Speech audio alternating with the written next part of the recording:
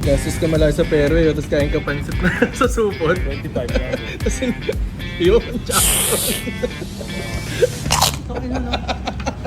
Sa tingin mo, anong papaluin mo ngayon, pre? I think for today I'm gonna shoot probably 5 over par.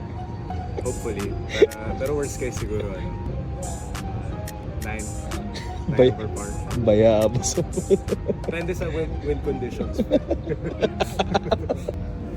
Si Boy Bunot to, naka-ready na yung bola sa petan. Bukol na bukol yung bola sa petan. Ready nang bumunot eh. First shot, Ninyo Mulak. Nice shot. Dali ka na pa. Dali ka lang pa. Hindi ka kasi nagsasmile, pre. Smile ka kasi. Yan. Yun. Yun, oh. Bitin lang. Ano to, warm up yung mga first game jitters. Tama. There you go. Another 10 yards have been added to Kailan yan? First game jitters tawag dyan, tol. Mga third quarter tayo babanap.